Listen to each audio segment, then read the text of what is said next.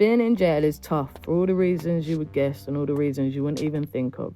I've been in jail 6 months this time. I've only got 4 months left to go. I joined Uservoice a couple of months after I got here.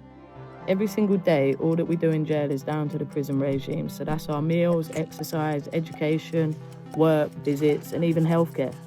Trying to get to see a nurse or a doctor is always arranged through the prison and on a schedule that is so far out of our control. And decisions are often made by people wearing suits in offices that actually have very little experience of what day-to-day life is like in prison. Every prisoner is different and our problems are too. But we work with Uservoice to bring together our views and experiences and then carry them forward to make sure our voices are being heard by the right people.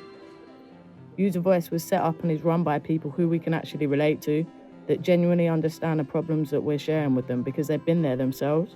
It's our ideas that can drive change. In some prisons, Uservoice has worked with the NHS to run health councils so that people like me who do have some of the answers can let healthcare know what works and what doesn't and how we can make things better. We walk the wings and ask other prisoners for their experiences of healthcare and what solutions they have for any issues they might have faced. Then we get together as a council group and work out what the biggest issues are and sit with the governors and healthcare managers to fix them and make important changes.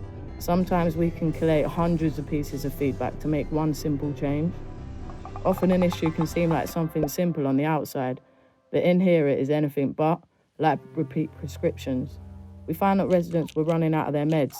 On the outside, you can sort it with a phone call, but in here it's a different story. I could be waiting 3 to 4 days without any meds, which can lead to a whole load of anxiety in an already pretty stressful environment. We suggested a simple solution: calendars. Giving them to people with repeat prescriptions help them to plan ahead and stops them missing out on meds.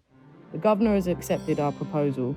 By putting just a small bit of control back into our hands, we can drastically reduce our own problems. When you ask people what they need, the answers are often simple and effective. That's what Uservoice councils are for. Working together with the NHS, prison staff and the residents mean we can make changes that seem small but can make a huge difference. We're working on schemes like this and many more across the country, working with residents to find solutions to their problems. For more info, come and visit our website or follow us on Twitter.